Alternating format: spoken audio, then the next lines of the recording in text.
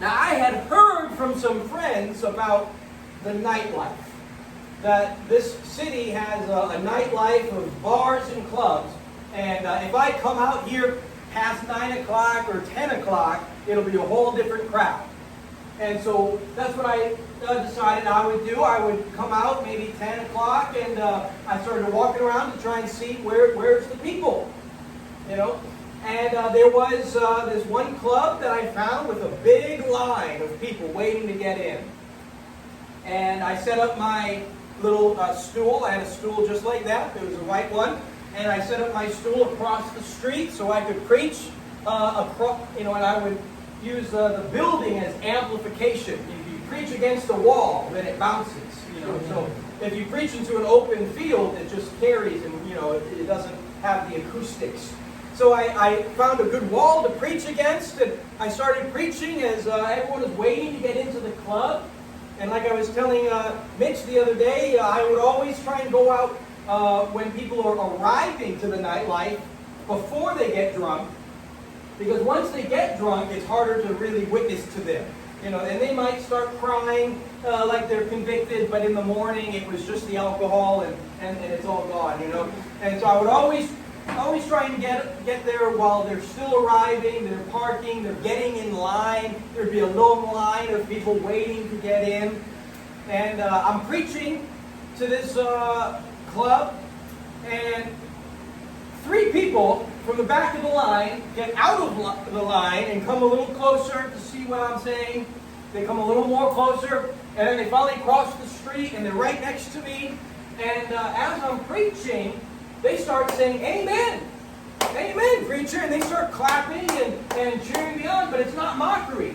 You know, they're actually approving of the message, and they're enjoying the preaching, even though they came out of the line of people trying to get in. So when I was done with my sermon, I talked to them, and I found out these were 3 church kids who basically decided to backslide for the night and go to a bar and a club that they had never gone before in their life.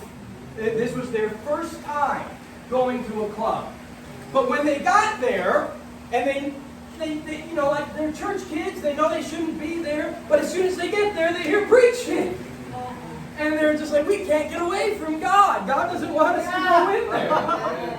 And so they got out of line, and they came and joined me, and I got to talk to them. Now, you know, I saw what was going on inside of that building, and it was horrible. I mean, it was just debauchery.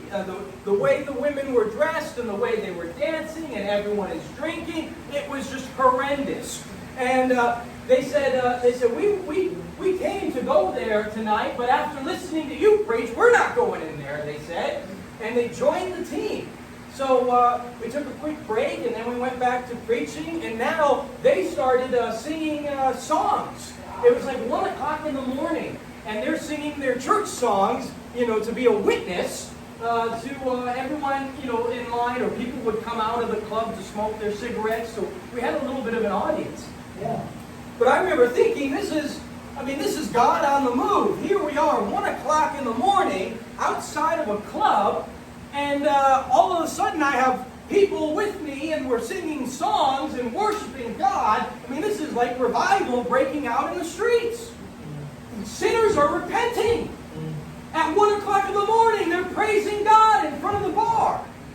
You know, this was wonderful. So I was just, you know, thrilled at what was going on, but obviously, you know, when God moves, the devil moves, and so there's always going to be some opposition, and, you know, there's danger. You know, you guys are going to a very dangerous island. There's danger. The Great Commission's always been dangerous. Someone said to me once, you know, like, well, you know, you're going out to these nightlife, you're going out till 1, 2, 3 o'clock in the morning, you're by yourself, you know, isn't that dangerous? And it's like, yes, it's always been dangerous. The Great Commission's always been dangerous. But you know, we don't let fear, you know, rule us, and we overcome fear with action. So at maybe 2 o'clock, 2:30, 3 o'clock in the morning, I start walking back to my car. And this is, you know, through some back roads. I parked, you know, to find free parking. I parked far away. And as I get closer to my car, a man comes around the corner, and he's running as fast as he possibly can. He's just bolting. And he turns the corner and he runs past me, and then he turns another corner and disappears. I said, okay. I thought maybe, he's running from the police or something. But, a few seconds later, a group of maybe 10 or 15 guys come running around the corner looking for him. But they don't see him, they see me. And they think I'm him. And they caught up to me, and I'm trying to get into my car with my keys, and they turn the corner, and oh, there he is, they said. And these guys are drunk, and they're all drunk, so in their confusion, they think the guy they're chasing is here trying to get into his car. Yeah. So now I think, oh, great. And I immediately realize what's going on here. I don't know what the guy did, what he said, but they wanted to beat him up. So as soon as they turn the corner and say, there he is, and I realized the situation, I thought, what can I do but preach to them? That's all I can do but preach. So I said, well, okay. So I start preaching to them, and so they quickly realized, they said, oh, he's not the guy. He's not the guy. And they left.